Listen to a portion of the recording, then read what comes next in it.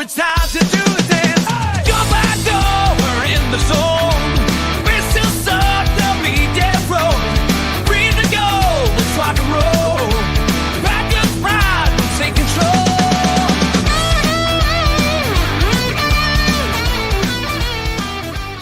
What is up, beautiful people? How we doing today? Happy Tuesday evening. If you're watching or listening on a podcast, happy Wednesday. It's hump day, you know what I mean, for you. If you're listening on Thursday, I'm not going to keep going. But thank everyone who's tuning in, whether you're live or whether you're listening on the podcast. Big shout out real quick before we get out of this thing. But first of all, we got Jimmy in here. Let me just tell you what we're going to talk about today. Played the Lions, got that L. I don't want to talk too much about that, but we're gonna talk. I got a few things to say, Jimmy. but I want to talk about this next game, the Seahawks. I want to talk about playoff situations. I got a screen share. I'm all ready for the playoff scenario situation. But before we get into it, Jimmy, we got to show some love to the sponsors. You know what I mean? Help me pay for this microphone. But Quick Trip. You know what I mean? You come to Green Bay for a game. Be sure to stop at Quick Trip. They got all your tailgate needs. They got the cheese curds, they got the burgers, they got the brats, they got the buns, they got the beer. What more do you need in a tailgate? So be sure to hit up Quick Trip and try their macaroni and cheese. You know what I mean? I stand by it. You know what I mean? Also, Nicolay Law. You get hurt in an accident, you miss work, insurance companies trying to be shady with you. Nicolay Law is going to take care of you. And you know what I mean? Tell Russ I said hi. But here we go. Let's get into this thing. I just realized, too, that this laptop is so high because I have a new coach. Oh, yeah.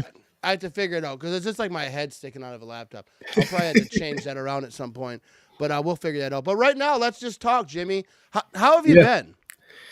Man, I've been good.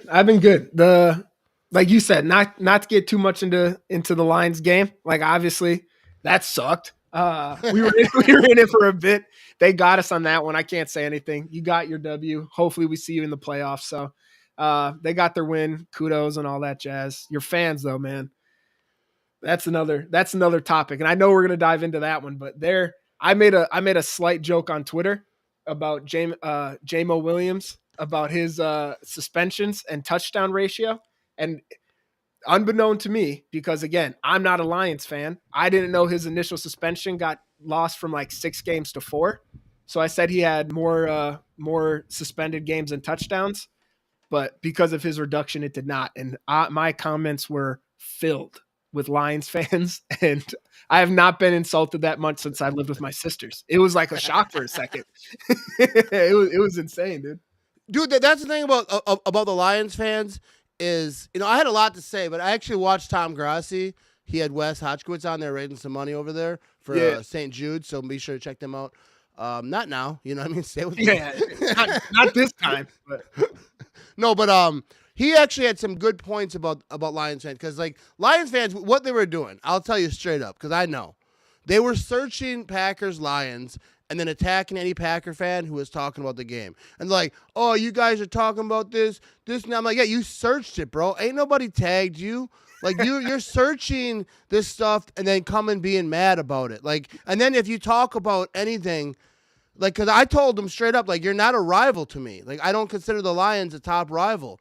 And then they're like, oh, yeah, you just like to talk about the past. Like, what do you think a rivalry is? It is about the past. And in the past, the Packers have destroyed the Lions, and they've never been a threat. We felt bad for them. They were like homeless people. You know what I mean? Give them a couple bucks. And I don't mean no disrespect to homeless people when I refer them to comparing to Lions fans. Yeah, but you're better. But that's all they say. Like, you're bitter. First of all, the Lions, they're on top of the division. Yeah. They're going to be, possibly the number 1 seed if they keep doing what they're doing. And I don't expect them to lose too much. I don't know. I'm not sure that they're going to win out, but they possibly could, very likely. And like, just enjoy it. Like, why?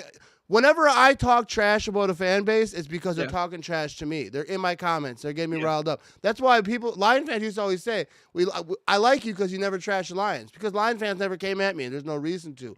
Like, that's what's fun to me, is when the guys come at me, and then I was like, all right, you all want to talk? Let's talk. But I think it's funny because Lion fans, Viking fans, Bear fans all say the same thing.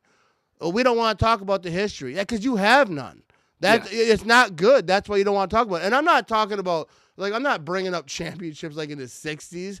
I'm saying it's like the big point was, I don't consider Lion fans like in my top 5 like biggest rivals for the Packers. And obviously the Packers are number 1 for the Lions. And that's what that little brother syndrome is. Same with the Vikings, same with the Bears. Well, the Bears are the Packers' number 1 rival. But yeah. And then they were just like acting like, well, anything I said, you just like to talk about the past. Well, rivalry is the past. That's why the Packer-Bear rivalry, because it's been going on so long, and the Bears were really good for a long time, then the Packers were.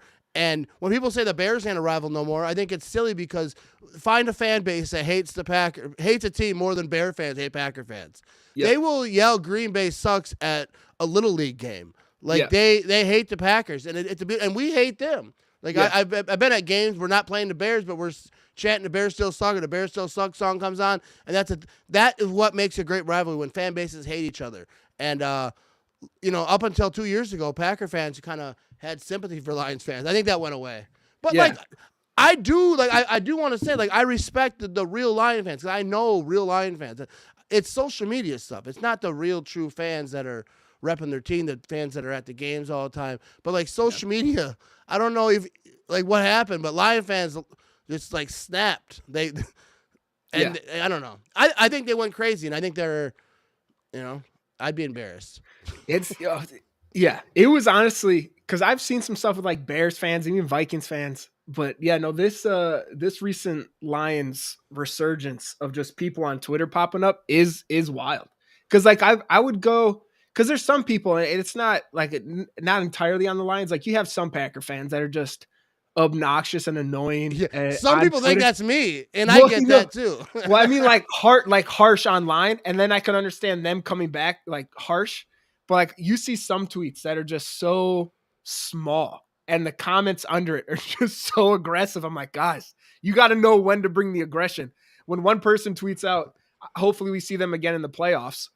It doesn't warrant insults. Like they're just saying, I hope you see you in the playoffs. But like you said though, for the rivalry, it's not the Bears something else. Like the Bears are a team that I hate. I can't stand. I hope like top of the list for me. Vikings, they're annoying. I don't like them. And it got to the point now the Lions are like just the new kid that you're just starting to realize is really annoying, but you didn't really think about them until now. Like you said, we felt bad for him to the point where last year in the playoffs, Packer fans were literally saying, "Oh, good for the Lions. Like they've been through a lot." That's not a rival. If you have half of your fan base saying, not me, but I feel bad for the Lions because they've been so bad for so long. Like, and it's not. There are real fans out there. The fans that had to deal with Joey Harrington as their quarterback for multiple years and deal with that, or Dan Orlovsky running out the back of the end zone. Like there's real fans out there, but this new one, again, you're at the top of the division. I have nothing to say about that. You guys have a great team. I love the aggressiveness, but the rivalry isn't to the point yet of the Bears. You're a division rival because you're in the division. I hate you as much as I hate the Seahawks, who I think about really whenever we play them. That is what I was saying. Is like I feel like the Lions Packers like little rivalry they're trying to get going. And that's why I think that they're all butthurt, because people are like, you're not having even a rival. We don't even care about you that much. Yeah. I mean, you're on top of the division. You're having a good time. But I consider it like the pre-Seahawks Super Bowl. How their fans were they popped up. They were just obnoxious. And I'm the last person that should be calling another fan base obnoxious, because I am probably the most obnoxious Packers fan. I get like comments from Packer fans. I'm a Packer fan, but I can't stand you.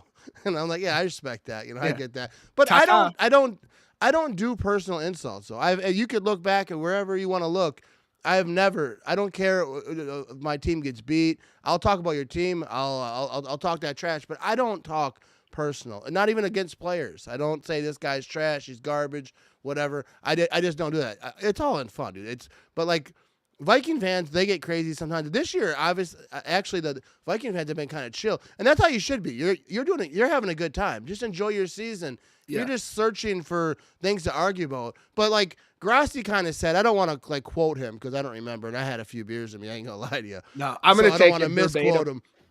But he kind of was saying like, good for the Lion fans. Like they've had these struggles for all this time, and now they are kind of popping off a little bit, but they're just letting off steam. It's kind of like a kid that learned how to ride his bike. You know what I mean? Like he doesn't want to stop riding his bike, and he wants to talk a little bit about not walking no more. He's like, I can get across the street in no time now. No, but yeah. So like, shout out to Lion fans. You know, you're having a good time. I don't think that. I think the Lions are gonna have a very tough time winning a Super Bowl with Dan Campbell and his 4th down tries, because it's gonna work until it doesn't. I mean, we've seen last season when it didn't work, and I feel like, dude. Because I didn't have an issue with that last one. I thought that was smart.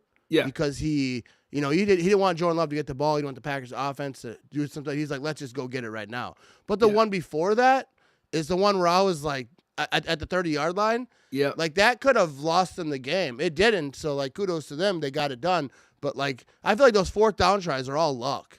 I wouldn't say luck because you got to have the right play, whatever, against the defense. But like.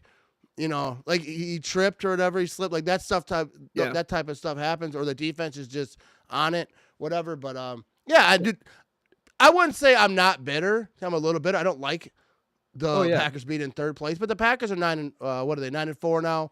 Yep. They're in a good situation. So let's move on about the Lions. I appreciate everyone's in the chat. I'm trying to bring stuff up. I'm working with a little TV today, so it's hard. I'm not. I don't know if you noticed, but my eyes ain't all that good. You know what I mean? So let's get. We got the true Packers fan over here. I'm a Packers fan and enjoy Ramage. Old lady Jimmy can suck it. Dude, let's talk about that. Before we like move on from this conversation, I do want to talk about a message, or not a message, but a post I got on the old Blue Sky app from Matt Pickett. Shout out to Matt Pickett. Hope he's watching. Said, I love that you had Jimmy on your show so much lately. He's literally one of the most underrated Packers content creators, which is bananas because he's so smart, funny, insightful, and kind. He's a dang prince. That's a nice compliment. That is. And I'm a person that deals better with insults and compliments. And so that's very nice of him. I don't agree, but that's very nice, dude. Yeah, I appreciate it. I responded like, I don't, maybe you got him mixed staked with someone else. Yeah. Did you think Jim Christensen Sr.? Or is he talking about my dad? No, but I will say, I think you're good. I think you're funny. You're almost as funny as I am. And, you're a little bit smarter. That's what I aspire to be, as funny as you. That's why I'm doing this, is just to steal your stuff, and then I'll be gone in a couple of years. No, I think you're one of the good ones. Every Sunday, people can check him out. Pack a Day podcast. He's breaking down the next that game. Yeah, he's doing his thing. I listen every week, Jimmy. I've never missed one. You shouldn't, dude. It's a waste of time. No, just kidding. Check out Pack a Day podcast. I haven't listened to a lot of podcasts lately, but Pack a Day is obviously what it's like the whatever you want to call it, the pillar. It's the standard. It's like the Packers franchise to the Lions. Right? Yeah. The top if one. I'm the Lions, Pack a Day podcast is the Packers. Dude, I am just trying to get there. I'm the worst. I think I've said this to you before. I'm like the worst Packer because people, even you asked me once, like, who's an underrated Packer content person? Dude, outside of me doing shows, I digest nothing. I don't listen to other Packer podcasts. I don't read much, dude. I'm with my family all the time, so I don't listen to anything. Kind of to your point, I've never listened to Pack a Day. Yeah, I used to listen to it like podcasts on my way to work, but then like I feel like the way to work, I need to listen to like some DMX. You know, I need to get woken up a little bit, and I can't listen to someone like, well, on 3rd down, zones are wild. But Jimmy, are you wearing a Bears cap right now? No, this I went to the store to get a Carhartt hat, and this was on clearance. And when it comes to picking a color I want or buying the cheapest one, I'm going to do the cheapest one. Dude. And so that's what I got. I got to get you one of my beanies. This is a brand new beanie I got. Got my logo on here. We got other ones that don't have my logo. I don't expect people to buy my logo, but we got Bears Still Suck, all types of stuff. And dude, check out this hoodie, Jimmy. Look at that. J-Love, huh? Yeah, we got that little heart action, the hand heart for people listening to the podcast. But we got some new stuff in the Matt Ramage show in my shop. You can go to themattramage.com, find the merch button, or I got links posted. But order before Thursday to be guaranteed by Christmas. That's what I'm told. And after Thursday, we can't guarantee by Christmas. So go get your orders in. You know what I mean? Go get yourself some merch and help me out with some beer money. But do you have kid sizes?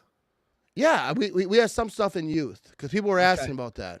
So right. and anyone who wants something that's not there, like you say, hey, I want this, but in this style or whatever. Yeah. If you hit me up or hit up Dakota on Campeche Collections, Yeah. I don't know if I'm saying that word right, but he handles my merch. He does a great job. But Yeah, he's good. hit me up, ask me if it's not in youth or it's not in women's, we can make that happen. I just please buy something. Yeah. I'm gonna have little Winnie showing up to church in a bear still sucks Yeah. t-shirt one day. No, We'll see how that goes. I'll hook you up. We'll talk about it after. I got the hookup from my co-host. You know what I mean? But so all right. So here we go. We got the Packers. They're 9-4 in a good situation. So let's talk about that for a second because I saw people like before that Lions game, and people were saying, well, if they lose, it's over. Like no, it's not. The division hopes are over. Yeah. And I said that before the game.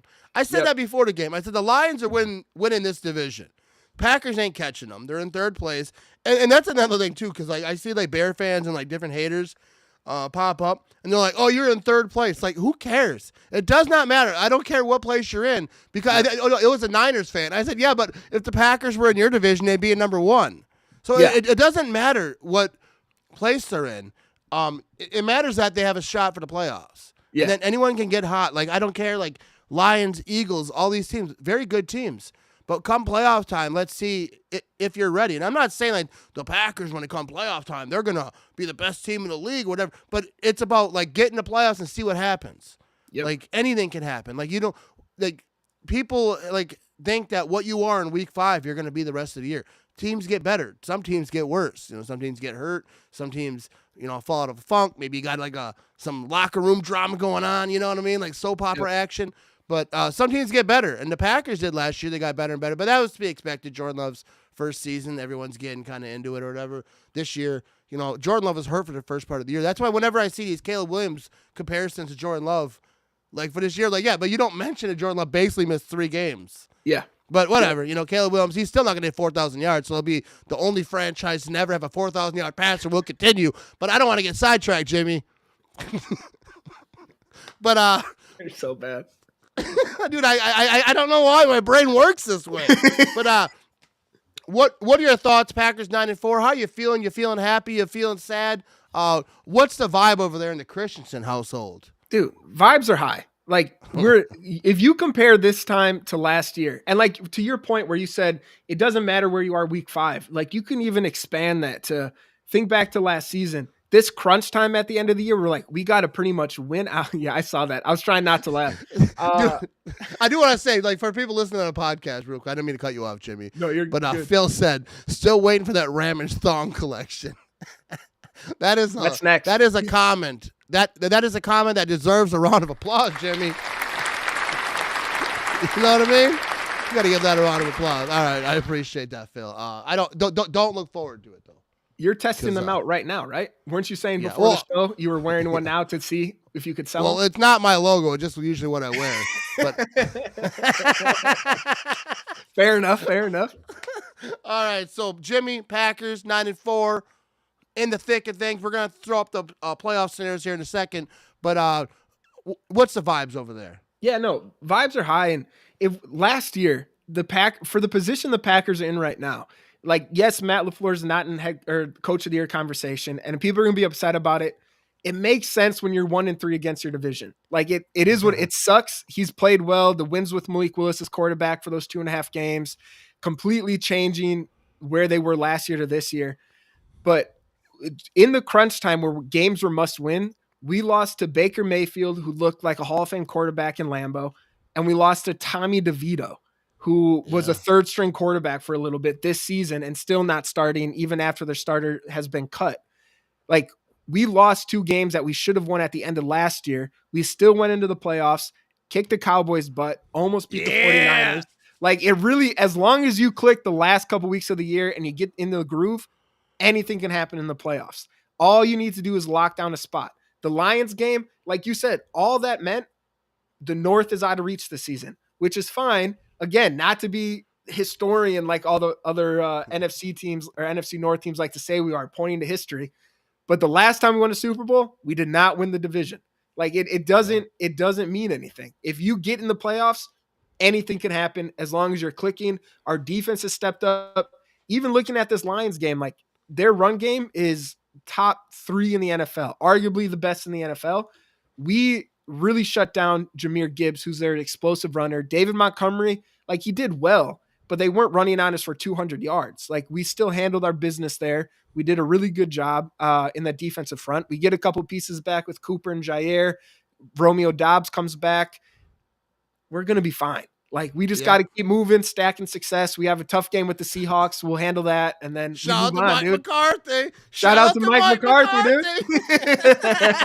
Stack success. Stack success, man. Dude, I think, let me ask this. Let's just take a little side mission real quick, Jimmy. Yeah.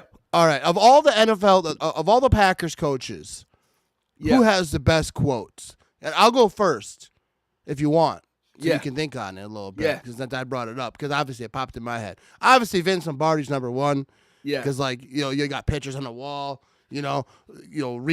Search for perfection, reach excellence. I totally butchered that, but he made it sound really good. But I would say because obviously Vince Lombardi's number one. But number two has got to be Mike McCarthy.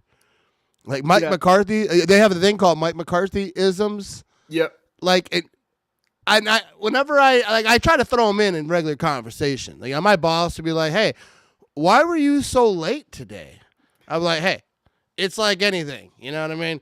Sometimes you wake up late. Sometimes you're boozing it up at night, and things don't work out. But we just got to keep stacking successes and keep her moving. I'm going to use that at my job now. Dude, I think one of my favorite ones is it's like anything. Because, like, what the hell does that mean? Because not everything is like everything. But I do like, I love me some Mike McCarthy, but I feel like he has the best quotes. But who is your number two? See, you can pick the same one.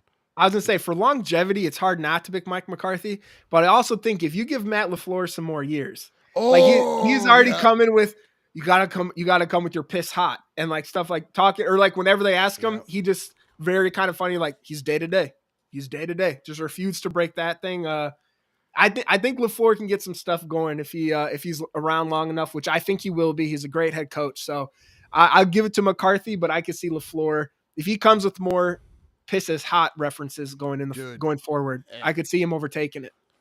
If you can mention piss during a press conference, I feel like you got potential to be a great quote giver. You know what I mean? Because like Bill Belichick we're on to Seattle. Was it Seattle or Cincinnati? We're on to Cincinnati. Dude, one thing about that, whenever I hear someone, because like I'll be talking about a game, whether it's a win or a loss, usually after a win, I'll be like, yeah, the Packers won, blah, blah, talking a little trash. And I'll get comments like, oh, we're on to this team. Like, dude, no, we're not. No, we're not. I'm not the head coach. Like, I don't have to like gear my focus on Monday morning to the next team. Yeah, they weren't talking trash. To you. Yeah, like, dude, like we're fans. We can talk about whatever we want. We can have fun. After a loss, I get it. Like, all right, let's just scoot on past that. You know what I mean? Like that Midwest nice. Let me skedaddle on past this L. But I still like to talk about it. Yeah, I'm the type of dude. I think it's funny because Lion fans said that. Talk now. I was like, I will, bro. Like, dude, I talk, win, lose, whatever. And even like on my live stream, I was doing something. Oh, it was a game stream. I forget. Yeah, Sunday. People were like, oh, you got pretty quiet. Like, no, I didn't. Like, you're just saying things. That's what irritates me about people who just comment and they just say stuff. No, you don't follow me then. Because I post, especially on Facebook, I post more than probably any Packers content creator. Well, I wouldn't say more, but like as much as all of them, because Green Bay Packers Daily does good stuff. The Green Bay guy, he posts daily.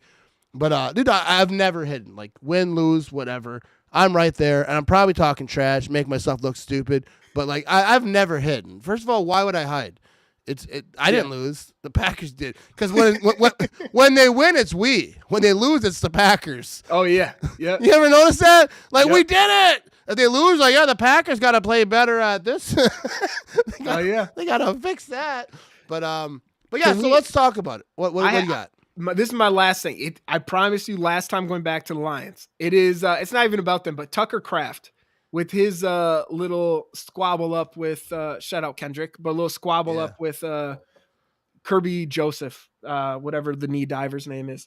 At the end, they asked him about it after the loss, and like Tucker Kraft gave the response of like, "Hey, We're done with that one. We're going on to the next game. Like I'm moving on from that. And he got a lot of trash. Like people under the comments, like, oh, you're not talking now. Like in what world should he talk right now? Like he went there, he jarred, he said what he had to say. We played the game.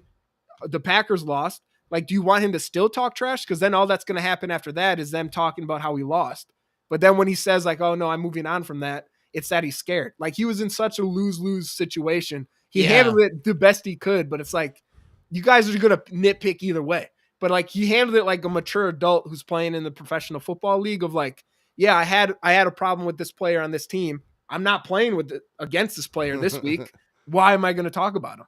It was just such like a dumb thing where I'm like, guys, just learn how to be a good, like you mentioned before, this is so brand new to them. I don't think they know how to handle it.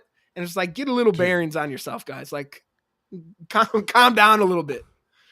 Dude, and like he actually said, he goes, I don't think I'm going to talk about players I'm going to play anymore. Because like there's no benefit to it. I think because he's a young player. Tucker Kraft's an absolute beast. I think he's going to be one of the top tight ends in the league. Like I think he's on that trajectory. But like it doesn't really benefit them. Let me talk trash, Tucker.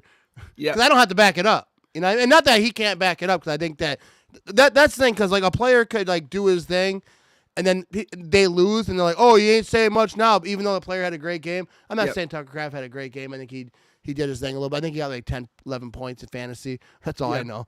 He did well. He did well. Yeah, he survived like a possible like knee falling off situation, but Jeez. What do you think about that? So we're talking about Joseph, right? Yeah. Because a lot of people talking about him being dirty. Then I saw Clinton Dix like kind of post him on his story, and I saw J.J. Watt, kind of defend him a little bit. So like I don't. It seems like it to me, like as a fan, like he's trying to go helmet to knee. But like if vets are like, you know, with them, they don't think so. But also, are they defensive players? So they're defending them. I don't know. I don't think I'm the person to say this guy's dirty or that, you know, because I'd never played a game in my life. You know, I was a center back in flag football. Oh, there you go. I used to get after. I wasn't even big then. I wasn't fat always. I didn't get fat till I was like 30. So like I was just a skinny dude tripping people. That's the way to do it. But like, do you think he actually is, or do you think just like coincidences? What are you thinking? I think going back to the shot against the Rams and the Vikings, part of that too is like the quarterback threw the ball in a spot where their tight end is going to take a hit. And when you have a smaller safety like Kirby Joseph is, they can't go up high because they're risking a penalty. Their best chance to get them down is to take a low hit. He went too low and went to the knee. I in no means, and this might rub Packer fans the wrong way, I in no means think his intent is to injure their knee. I think on those two hits, he went lower than he meant to. And even with the Tucker Kraft one, I think if he doesn't put his head down, the play looks a lot different. If his head is up and he's looking where he's going, the play doesn't look as dirty as it appears full time or like full speed. Because like when a player has their head down, it really looks, and also it's just momentum's going to take you down. Like not looks like you're going down more because your head's down and you're diving. If your head's up and you're diving, you have a little more time going and you can actually see where you're trying to hit. And I honestly think if he just keeps his head up in those situations, a lot of those plays look a lot less dirty. Well, I think that's the thing though, is that helmet, trying to aim a helmet for the, anyway, we don't have to talk about it anymore, but yeah, I don't know. I think it's interesting because I had a full thought in my head and then I was like, well, NFL, like defensive players, like veterans who done, you know what I mean? Like you have to kind of consider that because who the hell am I? I'm in my basement right now. Yeah. So like, doing a I know. podcast. And it's So just, I feel it's like- tough because you don't, and it's tough to call a player dirty because at the end of the day too, like the NFL is a brotherhood and you don't want to, like no one's out there trying to ruin other people's livelihoods and getting money. Like you want to hit somebody and make it hurt. You don't want to hit somebody and injure them. And so I don't know. I don't think he's a dirty player. I think he's aggressive and he needs to pick your head up and it's going to look a lot less dirty. Dude, all right. I want to get to this comment right here because this is awesome right here. All right, so we got someone on YouTube. Detroit owns you. You want to understand what owning is? Is the Packers are the first franchise to ever talk about owning a team, but you copy it because that's what Detroit and Viking fans do. Everything that they do is copying the Packers. What other franchise talks about owning another team? What other quarterback says, I still own you? No one. But that's what the Lions fans do. just grab onto that and try to steal like a phrase because that's that little brother stuff. And first of all, you don't own nothing. You won for a couple years. Yeah, the overall win-loss is like insanely in the Packers' favor. Detroit, they don't own a Lombardi trophy. They what do they own? Like one NFC North division championship. They're gonna have a second one here.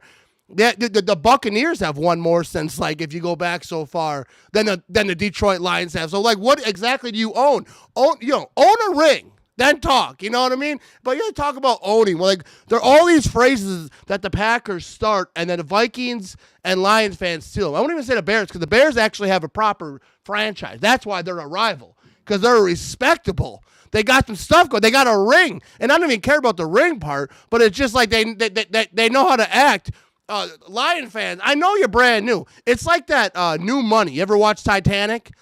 And they're like trash them. Oh, they're New Money. 50 Cent mentions it on the song too. That's what it is. New money, new winning. They don't know how to act. They're crazy. Let's just steal all the Packer fans' phrases because we don't have any original fans over here to actually bring some stuff up. But anyways, I don't want to get into it. Dude, that's the one thing that drives me nuts about that whole owning thing. What do you own, and why are you saying it? Because the second I saw that and then saw your face light up, I was like, oh, I know. So I know there's a rant going on. My favorite part, though, is at the end of like a solid minute and a half, you say, I don't want to get into it. You just got into it for a solid good time. I respect it, but dude, and that's the thing is like but like Lion fans, I really do think that they want to be that number one rival, but we just don't care about them. It's like a little brother wants to come hang out with you. I remember when I was a little kid, I wanted to go everywhere with my little brother, and that's the last thing he wanted because he's about to go do some illegal stuff, and I'm a snitch. I was. Not anymore. I was a snitch. But that's kind of how I feel Lions fans are because it's Bears, Vikings, and Lions. That's what we care about. Lions are on top, so I give them their props. Like, enjoy it. Have a good time. Like, they absolutely should be on top, and they absolutely should be talking trash. But when they come to me and start talking about owning, like I think you need to, we need to clarify the definition of that because because you beat the Packers a few times, like go own a ring. You know what I mean? But anyway, we're gonna keep it moving over here. Let's get to a few comments. I want to check some of these. A whole rant, but I don't want to get into it. That's all right. That's not getting into it. It seemed like you did, but. Well, because I know I'm trying to move on, but that's the thing. Like when I talk trash, it literally is only because this is what I'm seeing in my comment section. I'm not like at night sleeping like, oh, freaking Lion fans. Oh, I want to say something. Like it's the same thing with Vikings and Bears. Usually, all my rants come from someone saying something, and I get riled up a little bit. Dude, I think the rants are fun. You know what I mean? I love it's just sports, but let's have a good time. But we're gonna talk about some playoff scenarios, Jimmy. All right. You sure playoff you don't want to go another scenarios? rant? I'll take another rant if you have one. Yeah, let's go. I'm looking at some of these comments. I don't want that one. Eminem is relevant again. Thanks, Detroit. Hey, I like this comment right here. I actually do like Eminem a lot, and that's one thing even more than like the Lions fan base that bothers me is that like I love me some Eminem, and he's Detroit's. Too bad he wasn't. I just want to point out too, the celebrities weren't going out until you guys were good. So like, let's also remember that. So like, you got guys showing up. They weren't there 10 years ago. They weren't there 5 years ago. Keep that in mind, dude. And I also want to say, like, remember, Keenan and Peele. I think that right. Yeah. They had the funny skits. Yeah, Keenan's a Lions fan. I made a meme about like the Packers, like Lions, like before the Packer-Lions game, like, oh, I can't wait, whatever he was saying, and like he's a Lions fan. I'm like, bro, do you know how memes work? like I do you know how memes work? Like I had one meme where someone said that there was one, it was Eminem and some girls, and they're like, Eminem's a Lions fan. I'm like, yeah, the girls aren't Packer fans. I don't know those girls. Like that's how memes work. I'm not checking their whole history of who they rooted for when they were 7. All right, like it's a meme. You throw some words on it. It's a funny little video. It kind of matches up. Like, well, he's a Lion. I don't care. It was still funny, and it still got you here. Anyways, but like, my new goal for the rest of the show is to get you on as many rants as possible. Dude, it's really not that difficult. You know what I mean? But I want to talk about these playoff scenarios over here. Yeah. But I'm also going to get up and grab another beer. So I'm going to need you to ramble for a little bit. But I'm going to throw up the playoff scenarios. You want to read them off? I got you. All right, here we go. Let me use my grandma glasses for this. Yeah. Go ahead and get those glasses on because the Packers are in a situation. Go through the NFC because first of all, you're probably better at reading. You got those. Wes asked that about your glasses. Oh, yeah. I posted a clip on Instagram, and he's like, "What are those glasses?" Your grandma. Shout your out, grandma's Grandma like, Judy. "Where are my glasses? Where the hell are they? Was Jimmy here?" Someone's got to keep it going, man. She's gone. I got to continue the old readers. No, hey, I respect that a lot. No, I didn't know that. I don't mean no. But here we go. So we'll cover me up over here so I can go grab a beer. But let's talk about the NFC playoff situation. I got you. All right. Obviously, Detroit already clinched it. Philadelphia already did. The Packers, let's be honest, we're not clinching it this week. Packers would have to win. Atlanta would have to lose. They got Kirk Cousins. Very possible. They'll lose. And then San Francisco and LA, the Rams need to tie. That's the one that's, we'll be honest, not going to happen. You look at Minnesota, they automatically clinch because I'm going to go to the last step with that. Seattle has to lose. Obviously, we're playing Seattle. And of course, we're going to beat them. Knock on wood. It's going to be a good game, but I think we have that one. The Rams have to lose or just Minnesota has to win, and they have it locked down. So that's the big one right there. You have some other teams.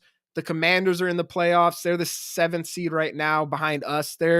Honestly, their goal right now is just to try to move out of that spot because the 7th seed, as it looks, the Lions play the Bills. That's going to be a tough game. And they'll be tied. If they lose, they'll be tied with Philadelphia. But the goal is not to be in that 7th seed for obvious reasons. None of you guys are dumb. Playing the 2nd seed, whether it is the Lions, which seems like a long shot, or the Eagles, that's going to be a tough matchup. So everyone's trying to make sure they're not in that 7th seed spot. Packers don't really have a chance at the North. So right now, you want to hope the Vikings lose. Packers win. We can kind of gain that, move up to the 5th seed in the division. But as long as we beat Seattle, the Vikings clinch a playoff spot. So that's going to be a tough one. Yeah, that was some good analysts right there. So I thought. So like you mentioned that last playoff spot. So like, where do you want the Packers to have like that 5th seed? That's why I see a lot of people talking about that. They want that 5th seed because, and I think just in general, I think that's how playoffs go, right? Yeah. If you get a seed and you just have a bad matchup, how many teams won the Super Bowl because they didn't have to play that team that kind of like matches up bad against them, and then they end up losing to another team like you can just skedaddle kind of. Past into the Super Bowl. So is that where you want the Packers in the 5th seed?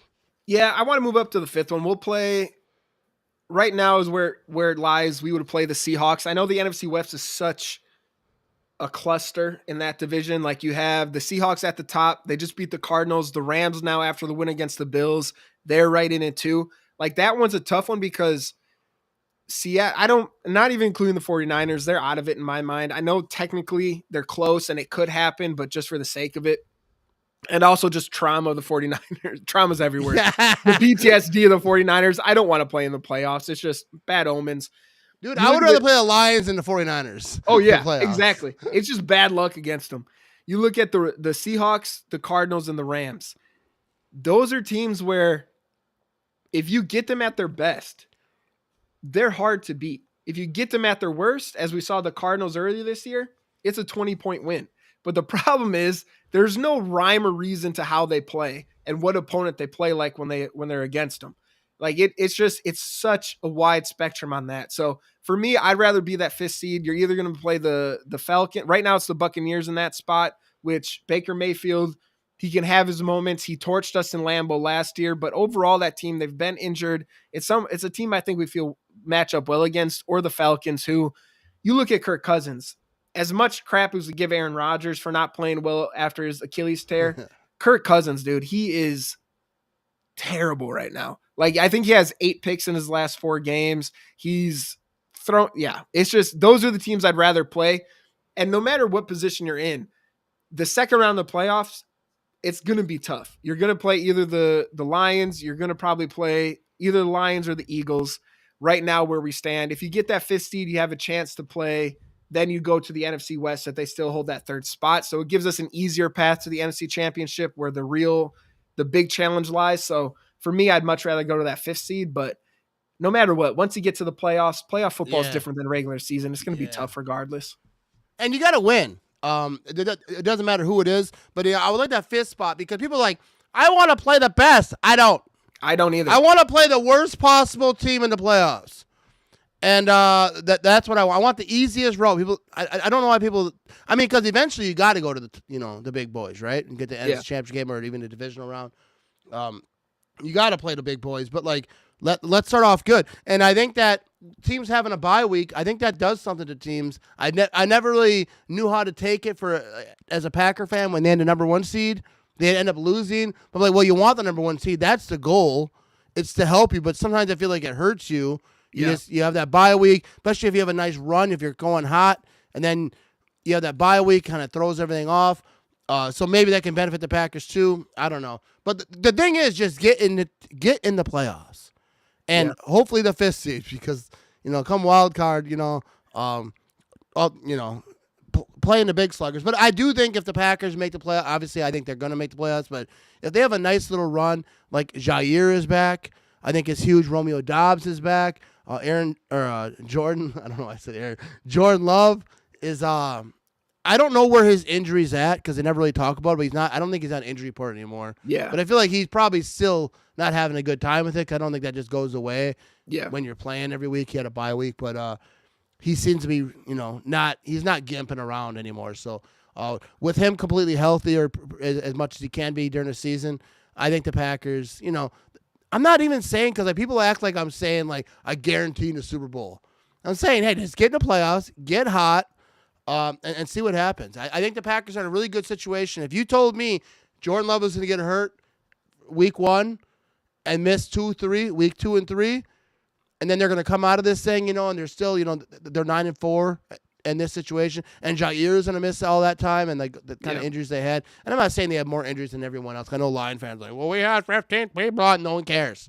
Yeah, but you didn't miss your quarterback. Situation, I'm good. I'm good with where the Packers are. Just get in the playoffs. Hopefully they get hot. And you mentioned Matt LaFleur earlier. I love me some Matt LaFleur. I don't agree with 100% of the things that he does. But like, let's talk about Matt LaFleur here for a second, about that fan that was trying to box. He was trying to like scrap a Matt LaFleur. Someone on Twitter was like, you should have him on your show. I was like, hard pass. Yeah. That dude's I'm not going to. First of all, let me say this, because I've been on the field, right, for prime time, right? This I don't know. I had it over here. This right here. This is where I got this. I was like on the field for prime. Like we were like treated like they thought we were someone special. But like it was cool because we got to go right on the field. But like when you're on the field, like you can go to the hash marks, right? Yep. They're like, don't talk to anyone. Yep. Don't yell a player's name. Don't try to engage. Not even nice. Don't try. They're practicing. They're getting ready for the game. Don't talk to them unless they talk to you first, and they won't. Yep. Like because they were doing kick returns like 5 feet in front of me, but it was very, very clear. If a ball rolls your way, jump out of the way. Don't touch that ball. Even if it's right at your feet, don't hand it to nobody. Walk away. You're not part of the show. You're just here. Yep. And that was, I'm sure, the same thing for that dude. And I've been on the sideline before. You probably have too. Like you get the sideline passes. You can't talk to people. And then he's over there arguing and yelling at Matt LaFleur, and the coaches doing like that stuff. And he's like, "Oh, just having fun." Like, dude, he should be banned. He should not be allowed to be anywhere near a sideline again. And I'm not trashing the dude because like in the heat of the moment, whatever. I wouldn't do what he did, but like he did. But I can't imagine a situation where like I could do that and think I'm gonna watch this game in the stadium the whole time. Oh yeah, no, like, it's insane. Yeah, it shouldn't have been like Matt LaFleur kind of said. He's like, "Where's security?" Kind of. He's like, they should not be allowed to get anywhere near a coach or a player or yelling like, "Where's security? Where's the cops?" So, what was your thoughts on that? Because Matt LaFleur looked like he was ready to throw down on some fools. You know what I mean? He was pissed, dude. That's one of the most heaters I've seen him. And it's one of those things, like you said, when you go on the sideline, it's just, you got to know how to act. Like, we're all fans. It's not like you're all of a sudden you go on the field and you're not a diehard fan. Like, we all want to talk. It's just, you're not allowed to. You're not supposed to. You're not supposed to yell to players. You're not, especially the coach and like doing this to players. Like, it's just not a thing. And that's where I'm confused of like, he was doing it for a bit before even security got there. And even when Matt LaFleur and stuff, like the guy was kind of trying to separate. It's like, take him out. Just take him out of the stadium and say, and I don't want to go as far to say like, and I don't think you were either, but ban him from ever going to a Lions game. But no, he should not ever go on the field again. Like, you got the privilege to go on the field. You messed it up big time. You're not allowed again. Like, this isn't about you. The players are about to play. Do as much yelling and doing this as you want in the stands. Don't do it to the players on the field when he's on there to do whatever he's supposed to be doing, whatever it's holding the flag or whatever he's supposed to be doing. Do your job, get off the field, and yell whatever nonsense you want from the stands. But on the field, these are big boys playing a big boy game. You're not one of them. Like, let's not try to act like you are. There's a reason you're not in the NFL. You're not a tough guy.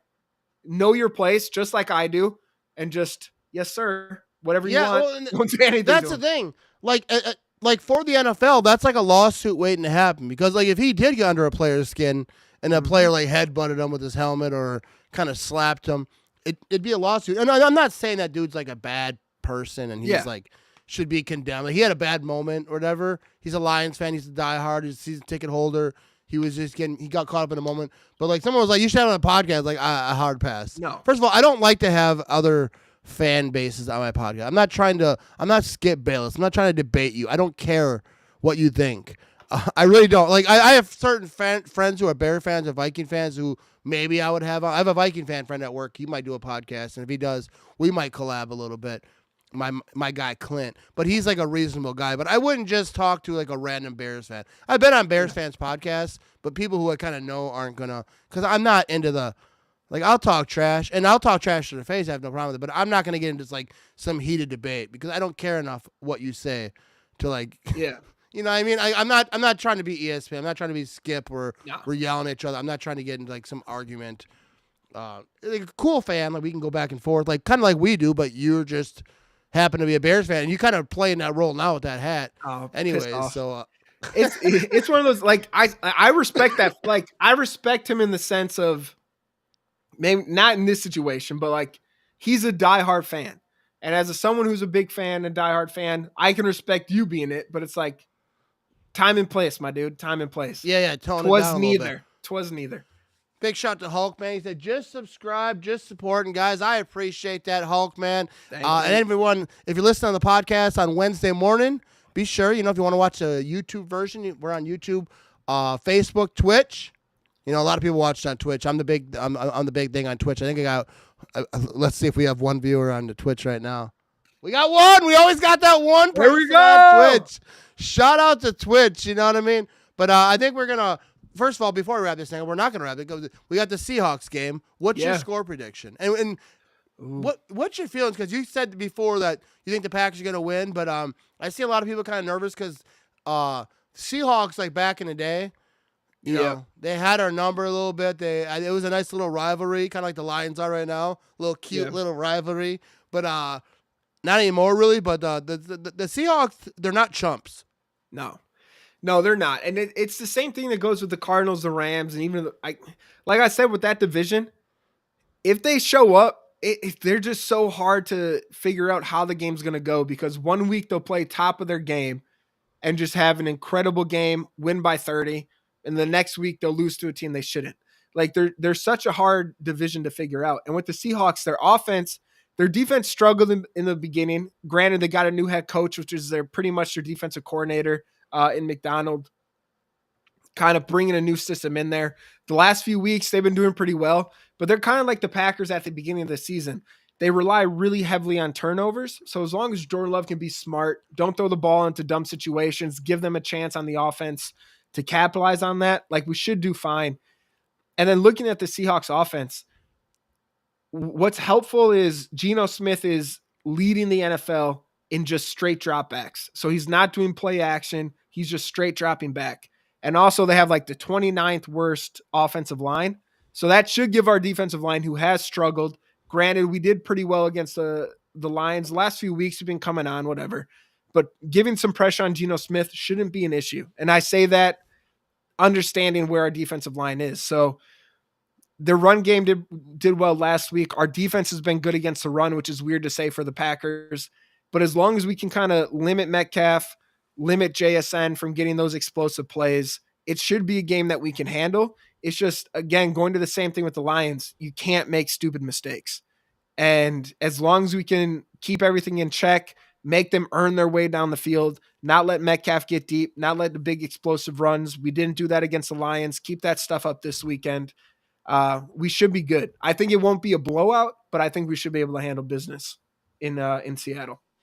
Yeah, like people talk about the weak offensive line, and I saw people talking about on Twitter they kind of said that against the Giants last year, and DeVito kind of went off a little bit. But yeah, like when you have a weak offensive line, they have to bring it. The pass rush, because the pass rush of the Packers seems so sketchy this year. Like they might have a game. I think they might have had a few. Like I think I saw someone talking about actual pressures, quarterback pressures. They actually were like pretty high in the last few games or whatever game it was. But it doesn't seem like it's very consistent. No matter what it is. And they have to get after, especially when you have a weak offensive line.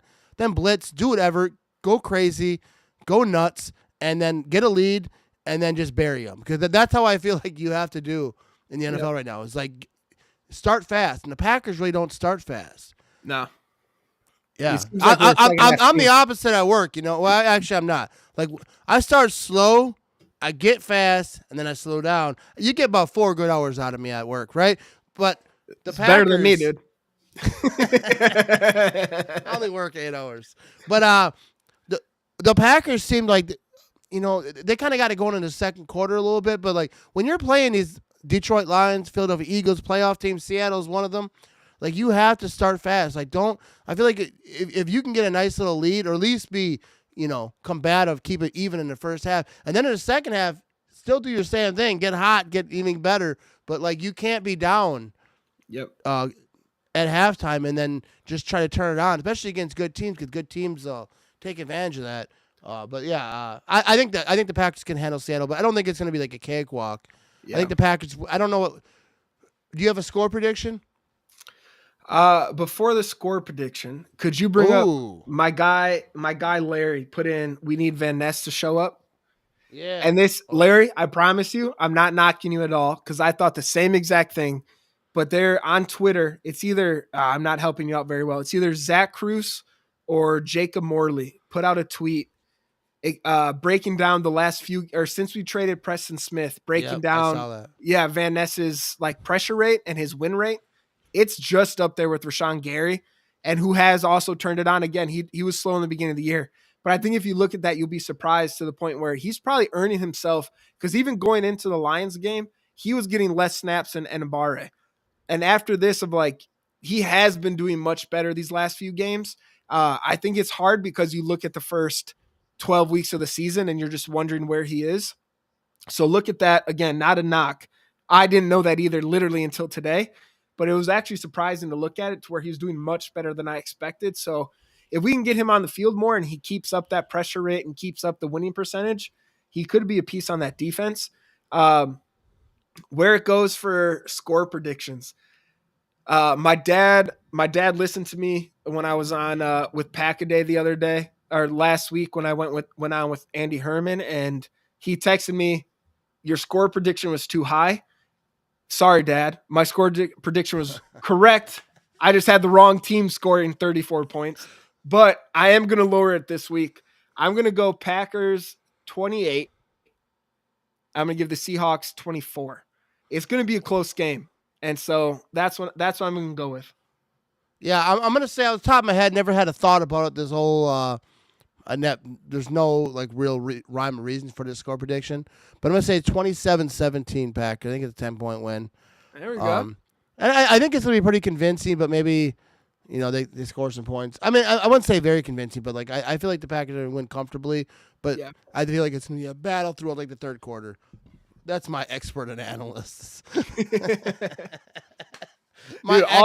Analysts. All my analysts, I just steal from other people. I'm never going to take credit for it. I don't read articles. I read tweets that people, much smarter people than me, put out, and I just regurgitate. So here we are. Shout out to Aaron Van Buren over here. Says, hope you guys beat the Seahawks. My Cardinals are done. Just be prepared for legend or Leonard Williams. Legend. Leonard Williams. That'd be a badass nickname, though. I know, right? He's on another level right now. Yeah, I don't think that by any means it's going to be an easy win. I think it'll be a battle. Seahawks are battling. They're fighting. They got something to play for. They're not going to come over here and lay over. But I feel like the Packers, especially after losing that Lions game, they're going to be fired up. They had a nice little, half a bye week going on. They're going to be ready. Jordan Love hasn't thrown an interception I saw somewhere in like 3 games. So Jordan Love is trying to take care of the ball a little bit better. Yeah. Did we talk about this yet with did we talk about the Brett Favre situation? No, we haven't, but I saw that today.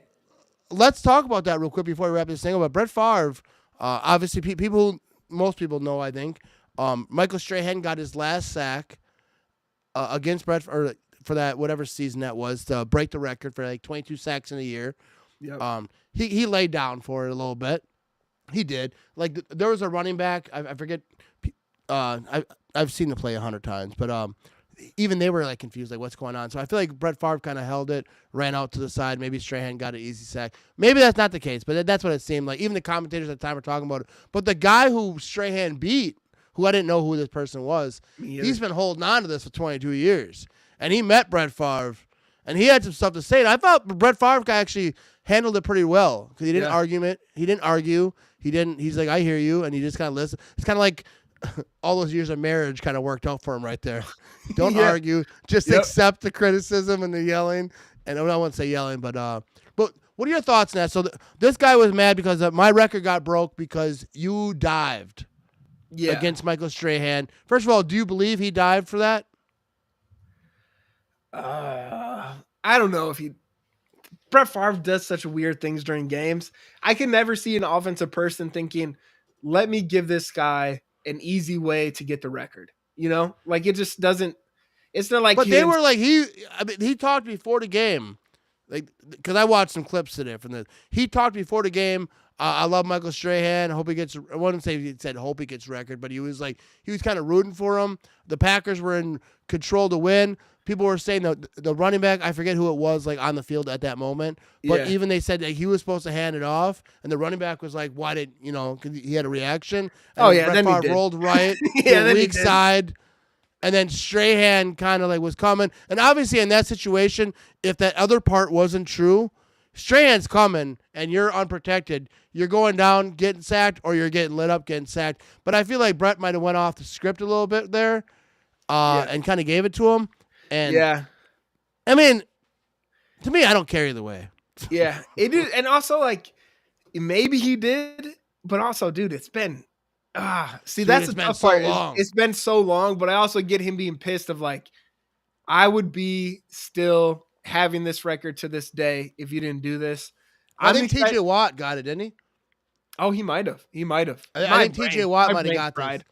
I'm excited to watch the documentary of it, learn a little bit more. But watching that clip, I was just like, dude, it's been a long time to hold on to that, man. Like, you gotta let that go just for your own self help and just health of life. Like, oh yeah, well, I think the guy, because at first I was commenting on it and I was like, this guy needs to let it go, and I was kind of going on, but I was like, because Favre actually handled it pretty good. Where like I said, he wasn't argumentative. He didn't try to like make this into a thing. He's like, all right, let's just let him say his thing. And but I think the guy might. I don't like to throw this term around a lot, but like CTE, because I think people throw it around way too often. Whenever someone says something you don't like, they got CTE. But like he obviously he's an older gentleman. He played in the game for long. He had that many sacks in a season. I don't know. I'm not familiar with him, but obviously he probably played some seasons. He was very good at what he did.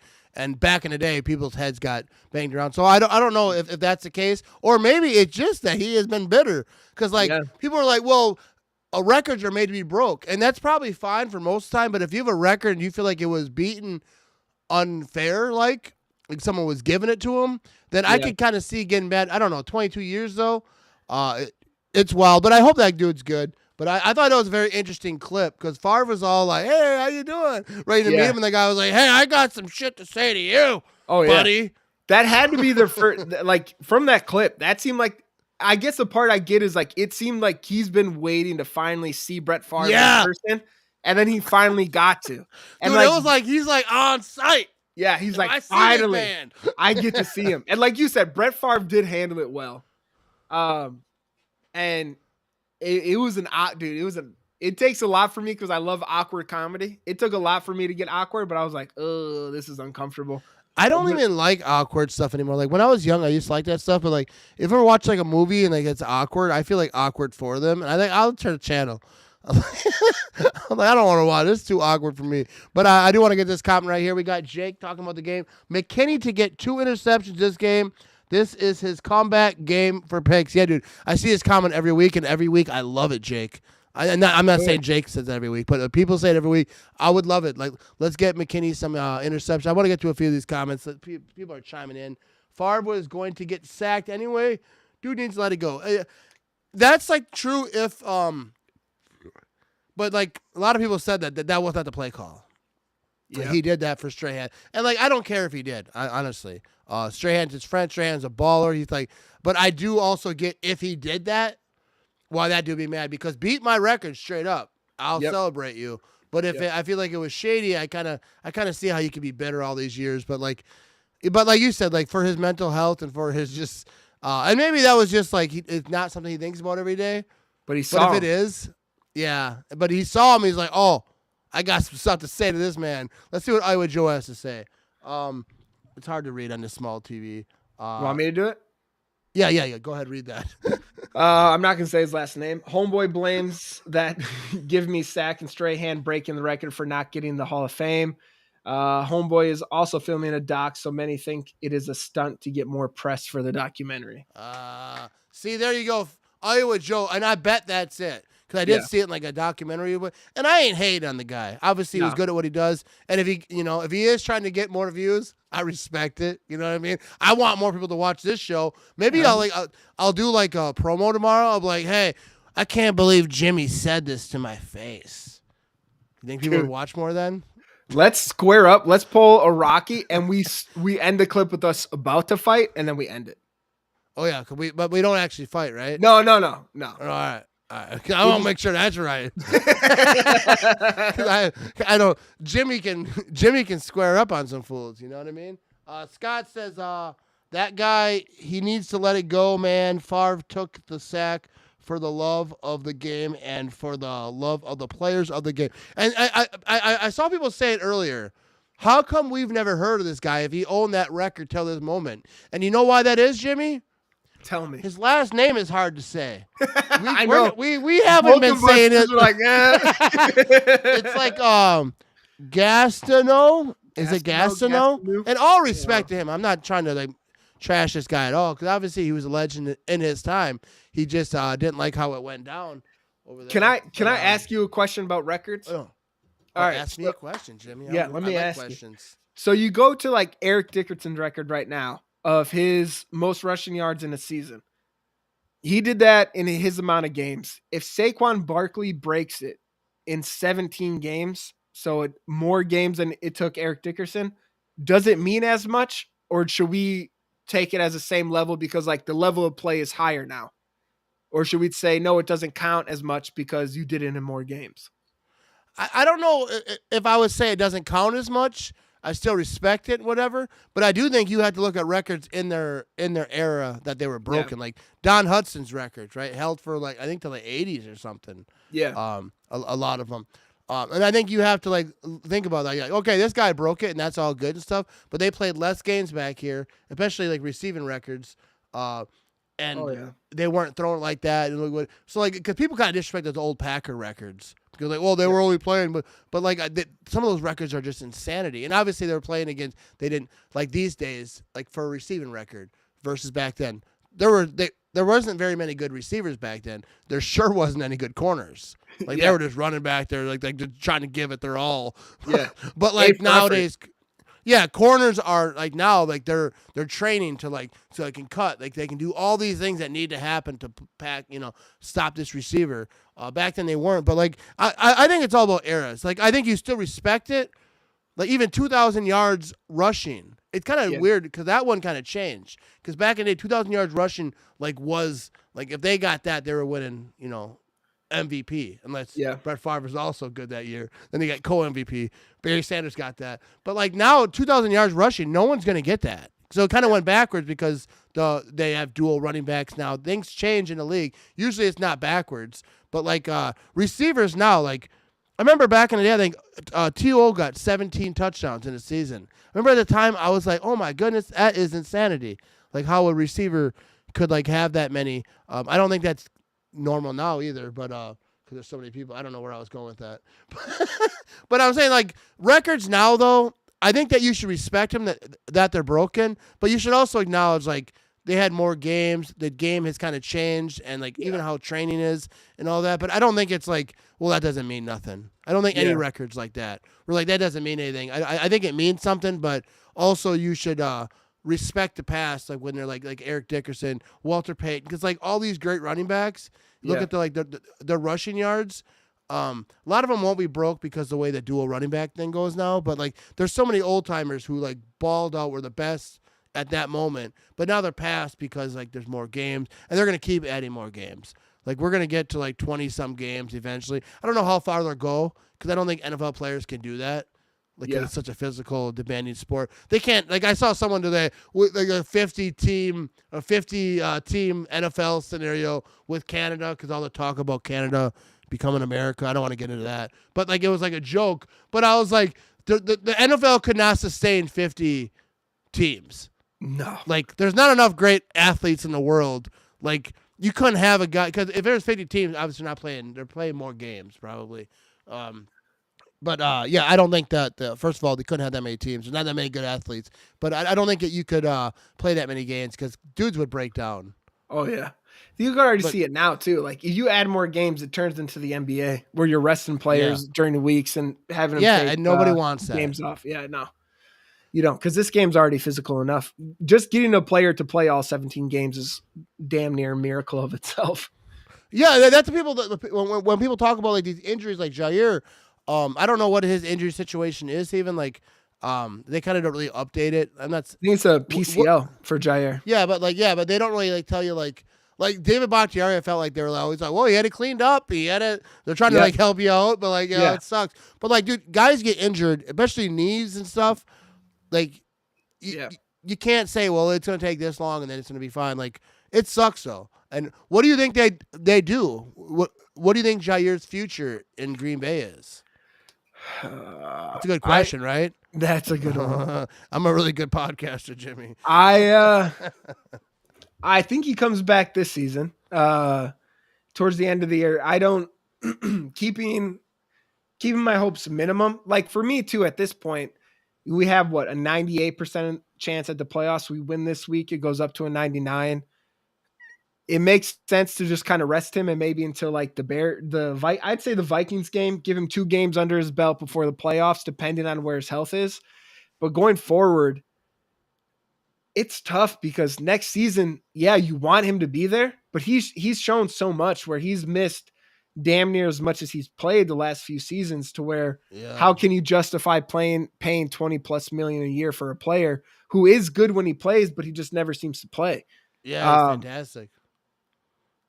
I could see them giving one more year, just how the Packers are holding on to people. You look at Eric Stokes this year, who again, his career might take off when he leaves the Packers after this season, and hopefully it does. But I could see them giving him one more year and cutting ties after that. I think I'd have to look a little bit more into the dead cap situation, but it's a tough spot, man, because the cheesy saying of the best ability is availability, and right now it's just he's not that available. And it's hard to manage that. Yeah. So do you think that we got Larry chiming in here? Big shout to Larry. Thanks for commenting. He said, I assume GM drafts a corner or 2 this next draft, and I saw a lot of people talking about that. Do they draft a corner high, and then if Jair isn't healthy next year, then after next year they have someone to kind of take a spot, because secondary they don't have a lot of depth. It doesn't seem like it's the glimmering shiny piece that the Packers brag about. Oh yeah, I think this draft I could see a defensive end going first round or second round, and the other one being a corner. Like I really think that's their first two picks. Depending on, I'm not much of a draft guy. I'll be the first one to mention it. Me neither. My brain, Dude, my brain's not big enough to follow college and the NFL, so I could see them taking a corner and defensive end in the first 2 rounds. I also, if I could also see a splash signing. Like Gutekunst is one that he'll make a signing if it makes sense. And right now, those two positions make sense. Like you look at the safety room this year. We went into this offseason it being our weakest spot on the roster. And now it's arguably our strongest when we are at full health with McKinney, Evan Williams, and Bullard back there. It's our strongest position on that defense. So I could see him making a signing there if there's a defensive end that makes sense or a corner that makes sense just to get somebody else in there. But yeah, it's definitely going to be addressed in the draft. I could see them doing the same method now where we took 3 safeties this past draft. I could see them doing that at corner or defensive line just to kind of bolster that. Yeah. And good comment here. Iowa Joe, who I believe is an educated person, probably knows what he's talking about. You know what I mean? He says cutting Jair next year would mean $18 million dead money and would only save $7 million and 7.2. You know, I don't know that. You know, I'm not a draft cap. I'm not an expert at anything really involved with the Packers, but Iowa Joe, I trust, and that's the thing that people don't understand. That when they're always like, we need to move on, cut him, but there's like dead cap. There's a lot of contract situations. Jair, like when he plays, is very good, and if he does come back and they have a playoff run, go to the Super Bowl or just short, whatever happens, but he balls out. I feel like I think he's going to be a Packer next year, but I could see them. Yeah. Looking early in the draft because if after next year that's not meant to be, and they obviously I'm not sure the cap situation after this year, but yeah, it has a lot to do with the cap because like they're not gonna have a $18 million dead cap money just to save $7. So I'm not good at money situations. That's why I've been poor so long. But Jair's like I get the frustration though. I absolutely do. Like he's a top corner, very chatty. That's what everyone talks about. Very chatty, but he's been hurt. But when it comes to that PCLs, MCLs, ACLs, LDLs, like whenever it ends with an L, bro, it gets serious. Not good. I mean? Not good. If there's I don't even know what L stands for. I don't want but it stands for losing, bro. That's what it stands for. If you got an L. Let's check out Rick real quick right here. Rick says, how much do the Packers show the seasickness Sunday, seeing they may see them again in playoffs. All right, I get what you're saying there, Rick. I'm sorry. I'm trying to look at this small TV. It's easier to look at my laptop. But how much do they show them? That's an interesting question because they could be playing them in the playoffs. So, but I don't know that right now they're going to be thinking too much about that. Because like when you play a team, if you win, you're going to play them in the playoffs. Now you might be thinking, let's not show them everything because we want to. But like I think right now it's about winning. So I'm not sure they're going to worry about what they're showing them, and then later on they would worry about like showing something different. But like I think right now it should be just put the best team out there, no matter what the scheme is. Try to win. Don't hold back. I wouldn't say like hold back if you think something's going to work. No, we'll say that for the playoffs because you got to win these games to make sure that's even a possibility. Yeah, no, I'm 100% with you. Like you have to at some point. And I hate to give them credit too, but Dan Campbell, even the game like Jahmyr Gibbs accident, I don't know how it happened, but somehow their like code calls got leaked out online because of a picture of player posted on the wall, whiteboard. Yeah, and he was saying if we lose because of that, we deserve to lose. Give them our whole playbook, like we still should win, which is like I respect because at the end of the day, you put your best tape on film and you have the confidence in your team. To, you know what, we play again, we're going to do the same stuff over again, and we're going to dominate you a second time. And I think that's the mentality the Packers will have and have to have of, I don't care what you see right now, try to stop it next time, it's not going to work. And LaFleur's always putting wrinkles in the game plan, and I think at the beginning of the season, especially for a team like the Packers that have playoff aspirations, you have certain things you're holding to the playoffs. And so I think they'll still do that this game of just, we'll unleash it then, but you put your best foot forward. You show that you can dominate the team any way you can. And if you play them again, do the same thing over again and show them you're better.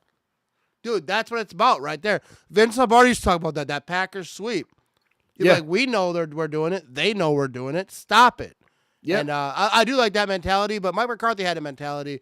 doesn't work when it doesn't work. Because Bill Belichick, I remember back in the day talking about this. Bill Belichick would like attack your weakness. Like, all right, we're not gonna. We have Tom Brady, we have Randy Moss, we have all these guys. We're not gonna throw it because they're really good at stopping the pass, but they suck at stopping the run. So now we're gonna run the ball heavy because that's their weakness, and we're gonna attack their weakness. There's something to say about that, but also there's a lot to say about this is what we do. Like Mike McCarthy said, this is what we do, and we gonna go do it. Come stop it. And then if they do, you're like, all right, fair enough. They stopped. All right, we're going to wrap this thing up because we're going a long time, and Jimmy's got a life to get back to. But I appreciate everyone who's tuning in. Big shout to Quick Trip. They're the spot for the tailgate needs. You got burgers, brats, beer, cheese curds, macaroni and cheese. I don't know what more you need in life. If you need more than that, I don't know what to tell you, bud. But also, Nicolay Law, you get hurt in an accident, missing work, and insurance companies, they're going to get you. Check out NicolayLaw.com. They're going to help you out. Big shout out to Jimmy. You can check him out every Sunday. Pack-A-Day Podcast. The Pack-A-Day Podcast is a podcast every day. So the other 6 days, you're probably best bet to tune in. Yeah. Check it out then, for sure. Every day but Sunday, good stuff. No, I think Jimmy is a very underrated podcaster and probably better than me. That was hard to say with a straight face. Yeah, no, Jimmy. I know you're I'm full just shit kidding. there. No, I'm just kidding. I think Jimmy's fantastic. Be sure to check him out and follow him on the Twitter machine and all the other places on social media where he wants you to. But we're out of this thing, people. I appreciate everyone watching live, everyone listening on the podcast. Follow me on Twitch. You know what I mean? All right, we are out.